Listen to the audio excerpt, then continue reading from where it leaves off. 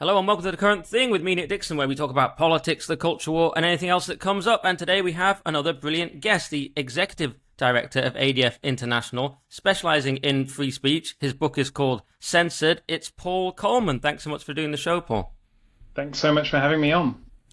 And we were going to start with this massive case that is back again, the case of Pivi Rautanen, who is the Finnish politician who was accused of hate speech for quoting the Bible, if that's correct. And that was back in 2019. But the case is back again now. And as we record, she's going to be back in court next week. So I was just wondering, Paul, if you could summarize the case, give us an update, and explain your involvement in it. Yeah, absolutely. Thank you. So Pivi Rautanen is a Finnish member of parliament, one of the most long-standing members of the Finnish parliament. She's a former government minister and served in all sorts of roles over the past 25 to 30 years now. In 2019, the member of the church that she is a part of became an official sponsor of Helsinki's Pride event. And as a member of that church, she questioned that decision, and so she went up to her bedroom, found her Bible, took a picture of some Bible verses, and then sent a tweet essentially saying, how does the teaching of the Bible, as Pivi understands it, align with this decision of her church? So she did that, didn't really think much more about it.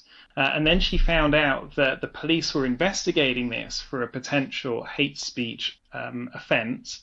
And then in the process of investigating this, the police then opened a number of other charges against her, including a booklet that she wrote in 2004 for her church on the Christian view of marriage and human sexuality, as well as a live radio debate that she participated in that was sort of discussing all these things. And they took a couple of minutes out of context and made that into a charge as well. And so there were 3 criminal charges against Pivi and then one against a bishop of the Lutheran Church who published this booklet way back in 2004.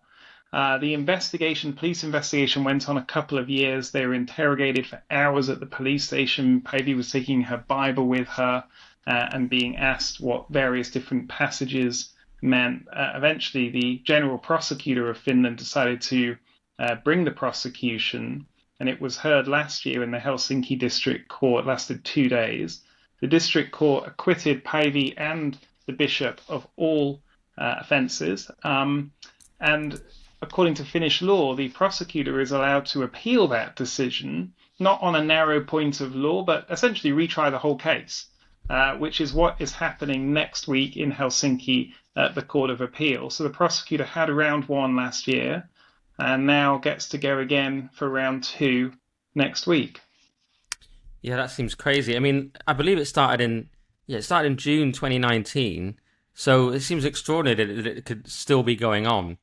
And as you say, she went through apparently around 13 hours of interrogation, and there were 3 criminal hate speech charges. So this goes all the way back to 2019 in June. So it's incredible that it's still going on. And yeah, she was a sort of objecting to her church's involvement in Pride 2019. And I think she's part of the Lutheran Church, is that right? Correct. Her husband is a pastor in the church as well. Okay. And she basically quoted from Romans, this quote, "Therefore God also gave them up to uncleanness in the lusts of their hearts to dishonor their bodies among themselves, who exchanged the truth of God for the lie and worshipped and served the creature rather than the Creator, who is blessed forever. Amen." And it goes on a bit, but it was a quote from Romans. So you're faced with this question: is it illegal to quote the Bible, and is therefore the Bible illegal? Do we need to ban the Bible? Now, is it the text itself, or is it the context? Is it that she is approving of it? Could you quote it to mock it? Does it become a kind of thought crime? What's your take on that? Yeah, so the prosecutor has said, look, it's no problem owning a Bible. It's no problem quoting the Bible as, for example, a historical text. And in fact, in an opinion piece that the prosecutor wrote a couple of years ago, she actually said, for example, one could own and quote Mein Kampf. And so in doing that, actually equated in that sense the Bible to Mein Kampf, as if these were somehow equivalents. But the prosecutor said, but just because you can own it or quote it, it doesn't mean to say essentially that you can act on it or in that sense hold to these beliefs or express these beliefs. And the prosecutor has tried throughout to say that this case is nothing to do with Christianity, it's nothing to do with the Bible or Christian teaching. This is all about hate and hate speech and what have you. However, in the prosecutor's arguments, the prosecutor talks constantly about God and sin and the concept of it and the teaching of the Bible. I mean, I have the prosecutor's arguments in front of me, and it's just, there are just countless references to God, sin, the Bible, etc. So there's no question, it's not hyperbole to say that the trial is about Orthodox Christian teaching, which, of course, many would say is offensive. Many would say they disagree with it. But there's one thing to say, I don't like this teaching, I disagree with it, I don't like, what Christians believe. And then another thing to say, well, it should be criminally prosecuted, that potentially people should suffer jail time for believing and saying these things. Yeah, I mean, we've had preachers arrested in the UK, street preachers and things. I mean, do you think we're close to just Christianity just being illegal in itself? I think that if you follow the line of argumentation of the prosecutor, then historical Orthodox Christian teaching on the issue of marriage and sexual morality could become potentially, criminal offence to espouse those views. I mean, that's the logical conclusion to the argumentation. Yeah, because at the moment they're not trying to go around banning Bibles, and yet if you quote from the Bible in a certain context, when you're going up against one of their sacred beliefs, which in this case is that Pride Month, it's all their sacred rituals perhaps, then it becomes basically illegal. I mean, only in Finland at the moment, though it's not very different over here. It doesn't seem that different in the UK. Or actually, that's an interesting question. How far do you think the UK is behind Finland in this?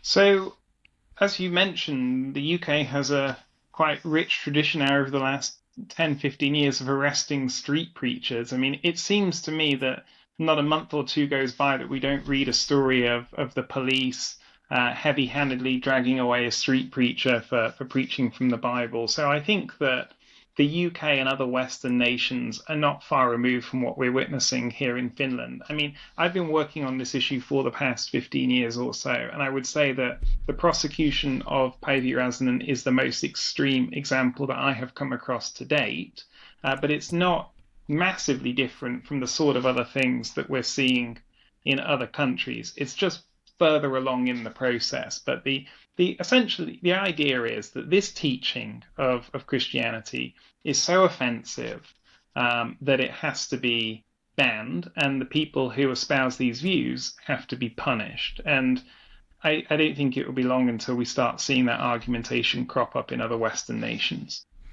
Why do you think it was this one particularly that was taken this far? You say it's one of the most extreme case. I mean, because she was a parliamentarian, former Minister of the Interior, sort of a respected person. Why was it this? Why did they particularly focus on Pivi?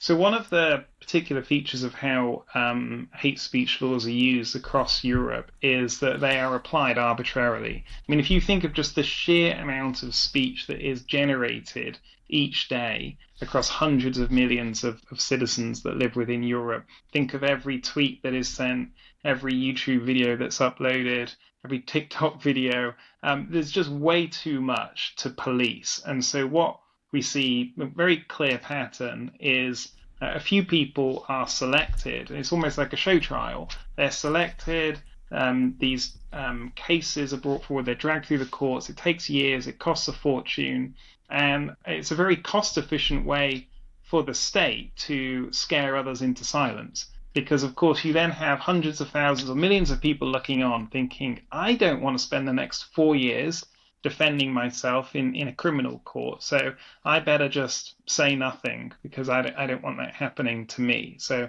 my opinion is it's a very clear tactic. People on a platform who have a platform are selected, their speech is targeted, it's arbitrarily enforced, these laws, in order to scare everyone else into silence. Yeah, as you say, it would be logistically impossible. I remember when Lawrence Fox, his friend was arrested because he shared, Lawrence Fox had put up that meme of this the pride flag rearranged as a swastika, and someone else had reposted it. They got a visit from the police, And they said to them, well, the Daily Mail's reprinted this as well. Wouldn't you have to arrest all the Daily Mail editorial staff? And they said, oh, we wouldn't have the resources. Right. Their answer wasn't, that's completely absurd, or like to laugh it off. They literally would if they could. Yeah. Yeah. Isn't But that crazy? the resource point is also a good one, because think of the amount of state resources that go into these prosecutions. And in the UK and across the rest of the West, we all have a challenge of law enforcement. We see all sorts of stories of crimes that are going not investigated by the police, not being brought forward, and what have you. And then you have a case like this that has clogged up the police resources and the prosecution for 4 years. In the meantime, think of all the other things that they're not able to spend their resources on and not able to do. Yeah, the one people tend to cite in London is stabbings. Everyone's getting stabbed, but we're investigating your tweet. Yeah, absolutely. And there's this other aspect that this phrase, the process is the punishment. It's now so time-consuming. As we said, this has been going on for 4 years. It's incredibly costly. Every time I see one of these cases, I just interviewed Almut Gadow on Free Speech Nation on GB News. She got sacked from the Open University for questioning gender ideology. Now she's in this expensive legal case. She's got a crowdfunder. But you look at the cost involved. Or James S's, who we've also had on this show, another lengthy legal battle. And they've raised huge amounts on their crowdfunder, but it's all just going to go to their legal costs and more. It seems to be so expensive now as well.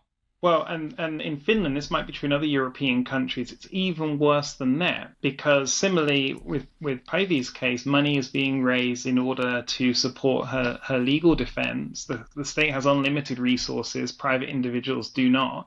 And now there was an article that came out in Finland a couple of weeks ago that said, well, if people are chipping in here to help support her legal costs, that could be considered gifts under Finnish law, for which there is a tax. So it might, not only do you have 4 years being dragged through the courts, unlimited state resources thrown at you, you then have people saying, hey, I'm going to chip in a bit and help you out. And then they're turning around and saying, well, if you do, you'll have to pay tax on that.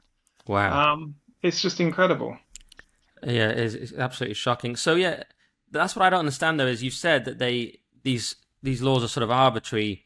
I mean, it says on the website, despite having no basis in international law, all European member states have vague and subjective hate speech laws, so they can be weaponized against anyone. And they rely on terms like insult, belittle, and offend. And this is a crucial thing as well, that it's all about in the eye of the beholder. If the person feels offended, then that's hate speech, that's impossible to police because anyone can feel any way. Right, exactly. And so one of the common features of these hate speech laws is how subjective and vaguely worded they are, and really turning it to what the person's perception is rather than any sort of objective criteria. And in a sense, there can't really be objective criteria for hate speech because hate is an impossible legal term to define. Yes. I mean, if we think we're talking about the criminal law here, and we need very precise terminology to understand whether something is lawful or unlawful. Someone's liberty is at stake by how we define these things.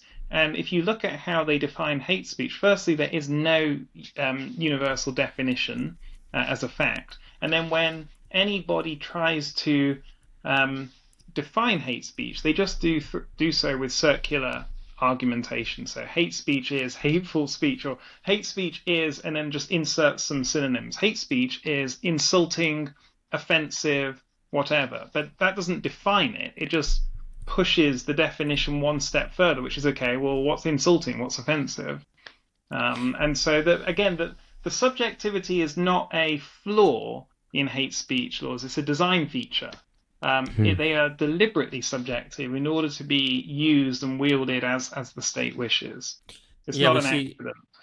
Yeah, we see a very similar circular argument. What is a woman? Well, it's anyone who identifies as a woman and feels like one. Okay, well, what's that? And that goes round and round. Yeah, and it's interesting. Hate, I mean, yeah, it's a metaphysical concept. To try and put it into law is very difficult. And you have organizations like Stop Funding Hate that targeted GB News before we were even launched. And it's now become another one of those words you just instinctively don't trust, like re-educate myself or learn or listen. They've got so many words now they've co-opted, and the hate is another. Now you hear Stop Funding Hate, you think, oh, they're probably activists who I shouldn't trust. Absolutely. So Ursula von der Leyen, the head of the European Commission, is trying to introduce hate speech as an EU crime. So that means that it can be enforced in any different jurisdiction. So the only EU crimes that exist are for things like human trafficking, terrorism, things that transcend borders, and the EU wants to include hate speech in this very small list. And so the European Commission wrote to the European Parliament to introduce this proposal. And I'm not kidding, the way that it was introduced, the first 3 words to introduce this proposal from Ursula von der Leyen was "hate is hate," and that as if that, so we had "love is love," Yeah. Okay, but now we have "hate is hate," as if that in any way explains a far-reaching change to the legal structure of Europe. Well, I suppose hate is hate, so yeah, I suppose it was inevitable, wasn't it? That's so funny in a very bleak way. The fact that Pivi as well was rebelling against Pride, whose motto is "love is love," so I suppose naturally her rebellion against it must be "hate is hate." True. There's a certain logic to it. God, it's so. I mean, I'm laughing, but it's just so disturbing. I mean, and also another weird detail was that Pivi is being prosecuted for ethnic agitation, which sounds sort of weird and European. I'm not sure anyone in England would know what that is, under the section of war crimes and crimes against humanity. So that's like the smoking gun in the criminal provision that really gets to the heart of where all these hate speech laws came from. And so this concept of war crimes and crimes against humanity, I'm going to give you a longer answer than you're expecting. Okay, so end of Second World War, everyone just saw what happened in Nazi Germany. It was lawful within the German legal code that Hitler instituted, and yet they still wanted to prosecute Nazis and others for crimes that had been committed. So they had to point to something beyond the domestic law of the nation itself. And that's where we get the modern day human rights framework from. These were introduced to sort of provide certain limitations on the use of state power. And so it began with things like war crimes, crimes against humanity, things that were so egregious that they went beyond the legal structure of any given country. Okay, so that is the genesis for modern day hate speech laws, because it was then within this idea of crimes against humanity and genocide, you then had incitement to genocide and incitement to war crimes. And then the one more step to that was, we can't just stop there, because let's go one step further, and we had incitement to hatred, an advocacy of hatred, an advocacy of war. And so that's where it finds its place in the international legal order. And then once that was set, all of the different European countries started changing their criminal laws to bring this into their criminal codes. And then when they did that, they then expanded and expanded again over time, so that it went from essentially what began in the 50s and 60s as trying to prevent incitement of advocacy of hatred that ultimately might lead to a genocide or a war or something, to over time tweeting a picture of some Bible verses. And its placement in the Finnish criminal code sort of shows that history and shows that connection. And ethnic agitation is because all of these laws began in terms of racist speech. And then once they said, well, it shouldn't just be racist speech, but also sexist or religious hatred, and then more recently, hatred on the basis of sexual orientation, gender identity. Wow. So was it a overreaction to Hitler in the Second World War going too far now the other way with sort of authoritarian, you could call it authoritarian leftism, whatever you want to call it? Or was it, because I've heard you talk about that before, and you said that a communist Eastern voting bloc won key votes in that process you're talking about. These bodies got together to try and alleviate the problems or not reproduce the problems of the Second World War. But it ended up that certain countries who are not Western or liberal had a large say as well. Is that what happened? Exactly, yeah. So essentially you had a Western bloc and a communist Soviet bloc that thrashed out the international human rights order that we have today. They were the two main voting blocks of the era. That's the way the world was divided up. And so the fingerprints of both sides are throughout all of these documents. So a lot of the non-discrimination language that we have traces its way back to the Soviet influence. But the same is true in terms of hate speech laws, because the West was very clear that it was fine to penalize incitement to violence, but not incitement to hatred. And so the West's sort of red line was incitement to violence, which, as a lawyer, that's a legal definition that we can work with, that we can understand, that we can define, that we can know if we're doing it or not. But yeah, on this occasion, the Soviet bloc went out in broadening that to incitement to hatred.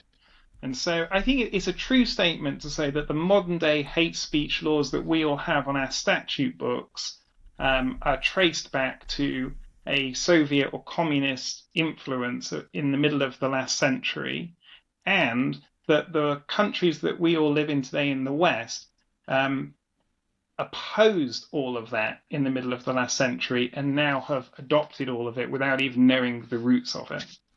So why the change? Why have they now adopted it where they did oppose it? I think it essentially maps and tracks a deterioration of the appreciation for free speech in the West that we see in lots of different contexts. I think that we all recognize that the value in freedom of speech that we place on it has been going downhill for all of our lifetimes. And that's why we've got all these phrases now like cancel culture trying to explain what's happening. And so the spread of hate speech laws, the expansion of them, is just part of that process that the West is going through, where it is devaluing freedom of expression. And this is taking place at the university level, at the legal level, at the cultural level, tech platforms, every aspect of life. Yeah. So ultimately, if you had to answer the question where wokeness comes from, or whatever you want to call it, this new ideology, would you say law? Because some people say it comes from French postmodernist thought. Some people say it comes from, in this country, the Equalities Act. Eric Kaufman was on this show a couple of weeks ago. He said it comes from anti-racism legislation and activism in the United States. So where would you say it comes from, these laws, and then as other factors accumulating over time? Yeah, I think that the law is probably mostly downstream in this occasion. Of course, there's always the question: does law shape culture, or does culture shape the laws? And I think the answer is both in different ways. But I think that a lot of the philosophy, the legal philosophy that we have accepted and promoted in the West over the last century, certainly the last half century, has now found its roots in the legal structures that we have. And that includes some of the non-discrimination legislation. It includes various other pieces of legislation that on their face sound good and we would support. But as you said earlier, there's such a distortion of language that a lot of these concepts don't mean what they say. And so I would say, a lot of the critical theory that we would call wokeism today, I think, through this relativistic philosophy that's been developing over the last half century, that then finds expression in the legal provisions of our different nations. Okay. And would you say the COVID era accelerated this, or just revealed what was already there and the problems were already lying below the surface in our relationship to the state and our relationship to freedom and civil liberties and so on? I think both. I think that it revealed a lot, but I think it served as a catalyst as well. It accelerated a lot of the trends. It accelerated the use of state power. It accelerated the state's desire to limit the freedoms of citizens. It accelerated the use of corporate power and the accelerating the way in which the merging really of a lot of corporate power and state power. So I think that it certainly acted as an accelerator, a catalyst, but it also revealed what was already happening. Little left field question that just occurred to me as well. One term I keep hearing a lot is a narco tyranny, which basically means that the criminals are allowed to go free while at the same time the innocent are punished. And we see it all the time with things like Just Stop Oil. They get to walk down the middle of the road really slowly to stop people getting to work, getting to hospital. Then someone gets frustrated, tries to move them out of the way. That guy gets tackled by the police. Have you noticed this theme? And legally, would you have any take on that? Yeah, my legal sort of expression for it would be a crumbling of the rule of law, essentially. Um, and that's one of my biggest concerns as a lawyer, outside of even the specifics of the various cases that we're involved in. And what you just described there is a failure of the legal order, failure. And I would say, we point to multiple examples of worrying trends where, and even this case, the Pivi Rautanen case, I would say that a 4-year prosecution and that some of the argumentation that is being deployed, that even if she is ultimately acquitted again and again, she's already been acquitted once, maybe she'll be acquitted at the Court of Appeal and maybe the Supreme Court, the weaponization of the prosecution service in this case, the weaponization of the police, I think also shows just a breakdown of our legal system, breakdown of rule of law. And I think we're seeing that really across the Western world. Yeah, absolutely. And I have to ask you while you're here, because I know ADF have been taking a keen interest in these buffer zones in the UK. So, and we just did an article actually last night. I was on Headliners, which is a show on GB News, and there was an article in the Times about how the buffer zone laws are going to be delayed coming into effect. And the Times seemed to be very much against this. Was my take from their article. They were oh, it's terrible. These buffer zone laws are going to be delayed. Now, if anyone listening doesn't know, these buffer zones are about people protesting in near abortion centres, and so one of the ways they do it is by praying in their heads. And police officers have come up to people and said, "Are you praying?" And they say, "Well, I might be." And so they get arrested then for praying in their heads. And it's very hard, Paul, to get people to realise how serious this is and how bad it is, because they're so anti the pro-life movement in the UK. So what is your take on buffer zones, and why is there such antagonism to it, to the sort of pro-life position in the UK? And I don't know, how do you hope to tackle that? Yeah, well, a few things. So most people would say they're not protesting, that it's not, it's, now, they would argue for the freedom to protest, but what they would say they're doing is praying and offering support to women in a vulnerable position. And so the way that this has been communicated by some of the abortion providers is this idea that there's essentially picket lines forming with, all sorts of harassment and what have you, and that's just not the case. It's not the case, and if it was, there are already laws in place to address that sort of thing. For example, there is laws against harassment in the UK which could be used and aren't, because it's not really taking place. So what you typically have, and you can see this, if, for example, if people go to one of the campaign groups Back Off Scotland, which is one of the campaign groups for these zones, and they show pictures of some of the egregious things that are taking place, and essentially on the other side of the street, a long way away from, for example, one of these places, you maybe find a half dozen elderly people praying or holding a sign saying we can help. And this is what's considered to be so terrible. And so I think there's really been a huge misrepresentation of what's actually happening on the ground with these. And as you said, some of the cases that we're involved in involve people who are standing on a public street, on a pavement, silently praying. And that's the sort of thing that is leading to police coming along and asking questions. What are you praying about was one of the questions that was asked, as if that is ever an appropriate question for the police to ask someone's praying in their own head. So I think that it's become a big issue because certain vested interests have made out that there's a problem that needs to be solved that I don't think exists in reality and in fact.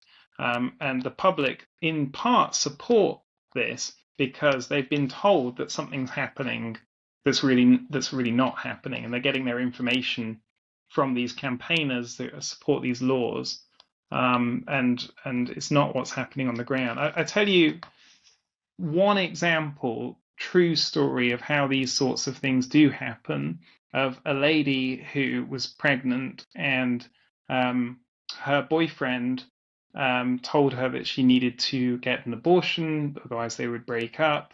And it was the first time she was pregnant. She was scared, didn't know what to do, and made an appointment to go and get an abortion even though she didn't want to. Another lady said to her en route, "Hey, if you need any help, we can help." And the woman said, "You can't help me." And the other lady said, "Yes, we can support you and what have you." And as a result of that help, she decided to keep her baby. And then now this is a young child. And now she goes out offering other women offers of support in the same way that she received it. So that's what I would consider to be a perfectly healthy thing to be taking place in a free and democratic country. And that is the sort of thing that they're now seeking to criminalize and seeking to prevent from happening, which I think is a tragedy. Well, I agree, but how do we convince people of that? Because even people who claim they're pro free speech or seem to be vaguely on sort of agree with me because they're following me on Twitter, and yet when it comes to this issue, because like I say, people are so rabidly on the so-called pro-choice side, and I think I think even abortion up to 40 weeks is about to be proposed in the UK, as I understand it. But let's see. But when it comes to this buffer zone issue, they say, well, so it comes from this misapprehension that they're harassing women. So a normal nice person says, well, they're harassing women who are in a very vulnerable moment. Of course, that's bad, and they believe that essential premise, and so of course they want to stop it. Right, and then I'll say, but we already have laws in place to address that. Right. So what new law is being introduced that we don't already have? Yeah, and that's where it gets into, they say, well, she was in the buffer zone or whatever we want to call it. And I say, yeah, but that's just a law that was introduced 5 seconds ago that I don't believe in. And that, this idea you can't be in a certain space thinking a prayer in your head. People can't see how Orwellian that is. Some people can see it, but some people are sort of distracted by their hatred of the pro-life side, that they can't see that that's an issue they would normally support, that it's actually a free speech issue as well. It is. And I think that on the free speech issue, it just tracks a general trend, which is that we are losing, as a culture, as a society, a sense of value in free speech. And it's sort of a use it or lose it thing, because if we don't have that value, if we don't support it, even for the speech with which we disagree, well, we know the lesson of history, which is that those in power will seek to take our rights away from us. I mean, that's not sort of an extreme thing to say. That is just a clear lesson. Right. And so I think one of the key trends that we see around the world now on a number of different issues essentially is that there's a right way to view the world and a wrong way. Right way to view, name it, COVID restrictions, climate change, all these issues that we're talking about, and there's a wrong way. And if you're wrong, then your freedom of speech needs to be taken away, and you need to be punished. And that's essentially the overarching theme that we see across a whole range of different issues. And it will only continue to accelerate unless we place a proper value on freedom of speach. Yeah, that's very true. I can tell there's always a right way and a wrong way because I'm always on the wrong side, almost without fail.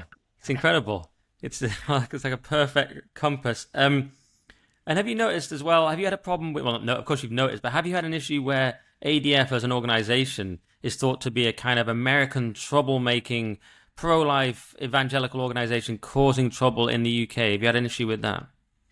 Yeah, I mean, our international team, there's about 100 of us, and we're from goodness knows how many different nationalities, speaking how many different languages in offices all over the world. So again, there's just a common theme of using ad hominem attacks to sort of, instead of getting to the issue itself, to try and name call and as a means of shutting down debate. And so yeah, we'll be name called all sorts of different things, which we just ignore and try and keep to the issues that we're debating. But the idea that we are some, outside influence is a nonsense. Our UK team is staffed by Brits. I'm a Brit. I lead the team, and you can look in any different direction and see how much variety and diversity we have on the team. Yeah, and it always caricatured as these evil people, and then I meet people like you, seem very nice. Lois McClatchy Miller, she's been on the podcast, one of the nicest people you can meet. So it's a ridiculous caricature. But okay, I didn't want to just ask about that. But another topic I just wanted to ask you about, kind of, maybe I'm going all over the map here, but this is is about hate speech around the world, because obviously you have an international view of this. You're ADF International, and you know about law around the world. And there's some interesting examples where in Mexico we had two public figures were convicted of gender-based political violence because they couldn't affirm that a trans-identifying politician was a woman. In Nigeria, a Sufi Muslim musician actually was placed on death row for sharing an allegedly blasphemous WhatsApp message. And then in Pakistan, there was a thing where apparently the ADF were involved in, where there was a Christian couple who were facing death, but who were acquitted on false charges of blasphemy. So this idea of blasphemy law, so there's a couple of things here. There's the parallel between whether our hate speech laws are our kind of secular version of blasphemy laws. Maybe we'll start with that, and then I wanted to ask you another question about blasphemy laws. But yeah, what's your take on that? I think there's no question in my mind that it is exactly as you put it, that our modern day hate speech laws are a secular equivalent or replacement of blasphemy laws. I mean, we see this, for example, right now in some of the Nordic countries. You've been following the story of people burning the Quran, and a lot of these Nordic countries abolished their blasphemy laws because they considered them archaic and a thing of the past. We're moving on from that. So then a number of people started burning Qurans, and then the question's been raised, what are we going to do about this, because we don't want it?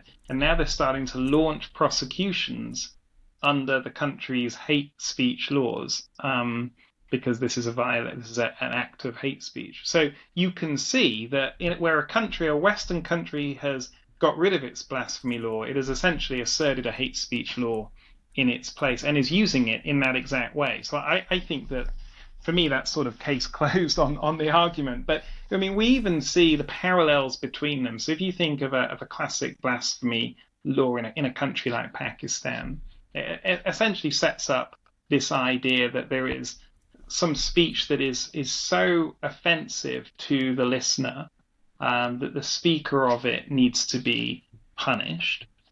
And that's exactly what a hate speech law is, that the speaker is saying something so offensive that the speech needs to be banned and the speaker needs to be punished. Now, the significant difference between, for example, Pakistan and some of the secular equivalents is not so much the philosophy or the ideology behind that thinking, it's just how extreme the punishment is. And so no one denies that it's far more extreme in other countries. People on death row, that's obviously more extreme than a heavy fine or a short prison sentence. But the philosophy and the ideology behind it is basically the same. Interesting, yeah. And do you think there's an interesting parallel there with burning the flag? Because it's kind of understood in countries like America and here, but it's sort of, for some reason, it's more of an iconic thing in America that someone will burn the United States flag and they'll say, okay, that's actually an American thing to do. We love our country, but we love the fact that you can burn the flag. Whereas with the Quran and these things, it's as if we've been blindsided. Like we learned this we know this about our own national flag, and that's something we've learned from history, that it's better to let people do that. But now we've kind of forgotten that in this new context, this new multicultural context, and we say, oh, we can't offend Muslims, so you can't burn the Quran. But it's actually the same principle. Yeah, exactly. And I think that the mistake that's made is the idea that these sorts of actions or certain speech, we should allow them because they're not causing any harm and therefore they should be allowed. But I think the better argument is to say, no, we recognize that this is offensive and there's a real harm that's caused in terms of the viewer, the listener, what have you, to things that they hear. Let's not pretend that it doesn't exist or just tell them to be tough or whatever. I think that it would be wrong to do that. We can admit that there are things that we hear or see that offend us or insult us and that in some way cause some measure of harm. But we fear the censorship more. And so we can't just ban these things because they're offensive or insulting, because in doing so we're causing more harm than good, because the censorship ultimately is more harmful than the speech. Yeah. And then it's always edge cases. It's always things that are offensive. That's the whole point. I mean, you and me are probably not going to go out and burn a Quran, but at the same time, is banning it more dangerous? And it does seem to be that it is. But here's a controversial question, just from my own little layman thoughts. So with in England, since the decline of Christianity, I would say the country's got worse. but we don't have things like blasphemy laws. And in 1949, Lord Denning had this interesting thing to say. He said the reason for this law, blasphemy laws, was because it was thought that a denial of Christianity was liable to shake the fabric of society, which was itself founded upon Christian religion. There is no such danger to society now, and the offence of blasphemy is a dead letter. So what I look at when I see something like this, even though I'm pro-free speech, part of me goes, actually, would we have a better country in England if we were a Christian country with blasphemy laws where we just said, we're a Christian country, deal with it, much in the way that perhaps Saudi Arabia would with Islam? Yeah. Well, that is a conversation for another day. I think it will be an entire podcast episode in its own in terms of how all of these apply. But I think that myself and others would argue that even if we were sympathetic to the idea from one's own personal vantage point, the criminal law still isn't the right way to achieve those ends. And so I think it's not wrong to move away from it. But there is a broader point in terms of, well, what is the state of our civil discourse? What is the state of our country? And what is ultimately uniting the country? If it's not Christianity, which it had been for a very long time, then what is it now? Yes, and what it seems to be is this new ideology, call it whatever you want, call it wokeness, but something's going to replace Christianity, and it has, and of course it's much, much worse. So speaking of the country, I know you have to go reasonably soon, but you've been living in Vienna and you've probably travelled quite a lot. From your vantage point, what do you think about Britain? Because I often ask on this podcast whether Britain's finished, and I just wonder what obviously you're English, but then you've been in Vienna. What's your perspective on how England or Britain is doing? So I've been out of the UK now for over a decade, and so I suppose I do have like that outsider perspective looking in, and probably myself as a Brit would share the view of many others, which are on a general level, in any direction you look, there's a sort of deterioration which I witness, which other people witness, which I think is very alarming. Deterioration in terms of our political space and political leadership. That's not being party political. I'm talking across the board. Deterioration in terms of rule of law, as we talked about earlier. Deterioration in terms of cultural values, and from my own perspective, as a Christian, in terms of our religious values. And very unclear where all of this is going to lead. But it seems to me that the fabric of the nation is sort of fraying at the edges. And doesn't seem to be slowing down. And so I'm concerned, I'm grieved, in fact. And as I saw at the end of last year, our police surrounding this woman, Isabel Vaughan Spruce, and arresting her, searching her on the street and dragging her away for praying silently in her head. It's hard to look at a scene like that, which was viewed millions of times. Many of your viewers will have seen. It's hard to look at a scene like that and not think, what is happening to the country? Like, this is not the country that we used to know. Yeah. Well, I start to wonder if it was a sort of blip. Although England has a long, long tradition of civil liberties, obviously. We're kind of the pioneers of it. But then again, a lot of times I wonder if the 80s and 90s were a sort of blip and we sort of lapsed back into people's a sort of knee-jerk authoritarianism. I don't know. I've talked to Andrew Doyle about this on this podcast, and free speech. He sort of says it's a constant argument. You never win. It's not the norm in the world. It's actually quite hard to explain to people. When I grew up, it seemed natural, but actually that was an illusion that was part of the time period, I think. And now it seems actually this is more normal, that we have to fight for it. What do you think? I think that what's unusual, I've been thinking about this more broadly recently. What's unusual about the time that we live in, it's true to say that there's always been sort of threats to freedom of speech. And if you look through our history, you can see that. And by the way, as we look to history, the censors are always on the wrong side of history. So if we're always accused of being on the wrong side of it today, the lesson of history is those who seek to censor speech were always on the wrong side. But more broadly, I think what distinguishes this moment from others in the past is the broad support for censorship outside of a sort of an authoritarian top-down situation, which is typically the case. And normally you have a ruler with significant power, and of course, a ruler with significant power loves to be able to silence their opponents. That's what many would like to do if they could. And then you would have people who are campaigning for their freedom. What we have today is huge array of non-profits and charities and other groups. Stop Funding Hate, you mentioned, there's a whole array of them, as well as the universities and academia and various other civil society level groups who are also calling for and clamoring for censorship and the idea that free speech is harmful and dangerous. I think historically that's unusual for the people themselves to be saying we need to restrict our freedoms. Yeah, very interesting. Yeah, self-censorship. I wonder if that comes partly from technology. This is one of my theories, that Twitter, now X, obviously allows communication to be very fast, but it also has made the world smaller. One theory I have about humor, because I spent 11 years as a stand-up comedian, is that the best humor is your mates at school, because it's the highest level of in-jokes and constant threads lasting for years, and it's the funniest you can possibly be, and you can be offensive as you want.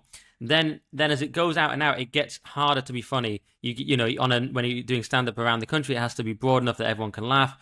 Then it becomes global, to where we used to understand that England was a country that had a rich sense of humor and things. Now we're constantly banning comedians, or, you know, Graham Linehan was just cancelled from Edinburgh Festival. That was for his trans views. But there's this sort of trend. Loads of people have been in trouble. Jimmy Carr, John Cleese. It goes on and on. And I believe it's because we've opened up. It's a global world now. So the more multiculturalism increases in the country, and the more you can communicate with different cultures via the internet, the more sensitive you have to be. And that's with regards to humor. But is that also in regards to everything? Are we just, everyone's ultra sensitive? Different cultures are clashing on the internet and in the world, and we just have to be ultra sensitive all the time. Is that part of it? It might be, and it would be depressing if we end up with this sort of lowest common denominator of speech, you know, where it's the blandest form of speech that is accessible to everyone. That's where I think we're going. But it has accelerated, hasn't it, with Twitter? Even COVID was a sort of partly an online phenomenon. People remarked that this wouldn't have been able to spread in the 90s, not the virus, but the reaction to the virus, because people just wouldn't be able to, wouldn't know anyone that had it or whatever.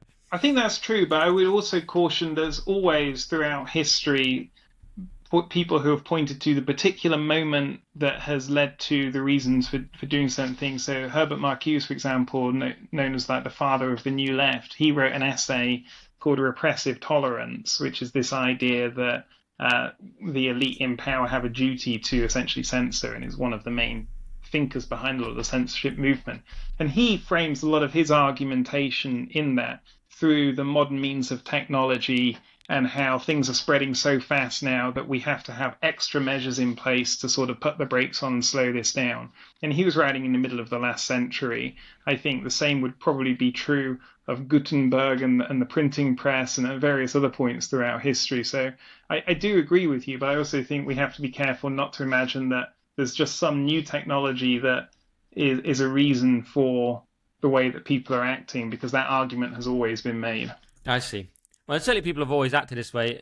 We talked to Andrew Doyle about the Salem witch trials, although it was very localized because they didn't have Twitter, but they certainly had the same behavior, which is the witch trial type mentality. And it's interesting. It was just a thought that occurred to me about technology. But one question I do like to ask is, we've sort of acknowledged all the problems, but how do we overcome them? And I sometimes phrase it as, how do we win the culture war? Yeah, I mean, it's a huge question. And I mean, I've hinted at it in parts during this, in the sense that we won't get very far if we don't reclaim a culture of free speech, because out of that comes so many other ideas that we need for all of the different things. And so for me as a lawyer working on this, we have to hold ground essentially and make sure that we're not censored out of existence, so that the free marketplace of ideas can be maintained, with the belief that if you have a free marketplace of ideas, and if you have freedom of speech in a true and a real sense, then ultimately over a long enough time frame, this will correct, and that truth and goodness will out. I think that's the hope that I have, and the confidence I have. But in order to get there, we need to hold the line and make sure that we still have the freedom for those points to be made and to be won out. Yeah, and I'm slightly concerned about the younger generation who don't seem as concerned about free speech when polled, and I'm concerned about the Labour government in this country who also will probably bring in more hate speech laws, if anything. We're doing an article about that last night with regards to LGBT hate speech laws. So are you concerned in the future that people are actually going to go more authoritarian? I think things are trending in a largely negative direction. That's not because I'm a negative person. I'm like a genuine optimist, like on a general level. But I think there's a difference between being realist and a pessimist. And I think it's realistic to say things have been trending negatively, but it's not inevitable. And one of the great lessons of history is that the idea that the future is inevitable is clearly wrong. And one thing I always say in this question about what can we do and what's happening, isn't everything getting worse, is imagine what it would have been like in East Berlin in 1989, when nobody predicted the wall would fall, nobody believed that communism would end, and then just a few trigger things happened and the whole thing came crashing down. There was no talking head on TV that predicted it or said it would happen. So we don't know what moment we're at in history. We won't know until we look back. But there's plenty of moments we can look back on in history and see when things changed very fast. Yeah, and I think the positives are that this, whatever you want to call it, this movement is riven with inherent contradictions, plus the vast majority of people hate it. So I think it can end like the Berlin Wall. I think I said Nicola Sturgeon had a Berlin Wall moment. Maybe it was to do with her financial dealings, but at the time it looked like it was to do with her stance on things like the men in women's prisons, and she just suddenly collapsed. So I think it could happen in the way that you say. All right, I know you've got to go. So you've got the case coming up next week. And is there anything further to say about that? I mean, what's your hope for the case? I mean, you have said it's not good enough, actually, that to be let off such cases. The problem is they shouldn't even be brought in the first place. Yeah, that's right. So we need the acquittal. We need to win again. But if we do, I won't be calling it free speech victory. I'll be calling it a victory, a legal victory. We have to win. But the victory comes when these things don't happen, because there's nothing that stops the fact this has taken 4 years and counting of this person's life, a busy member of parliament, a mother, a grandmother who's been consumed with being criminally prosecuted for years. So the acquittal isn't enough. These have to stop. But we have to win first and foremost. People can read more about it on our website, adfinternational.org/free speech on trial. And through that, you can get all the information to the case and the broader issue. Okay, thanks, Paul. And apart from that, where should they go to find you? I'm on X. Yeah, I keep on having to remember that's what it's called now. It's annoying, isn't it? Paul Coleman, Paul B. Coleman on Twitter, as well as our ADF handles across the board. Okay, perfect. Well, thanks so much for doing the show. Thank you. Thank you so much. All right, that was Paul Coleman. Very interesting episode, I thought. If you're watching on YouTube, please subscribe to the channel and give the video a like. If you're listening on audio, why not give the show a 5-star review? It takes a few seconds. And if you want to support the current thing, so to speak, the best way to support the show for now is go to buymeacoffee.com/Nick Dixon, and you can buy me a digital coffee. And if you like, leave a comment, hopefully a nice one. And we'll see you again next week.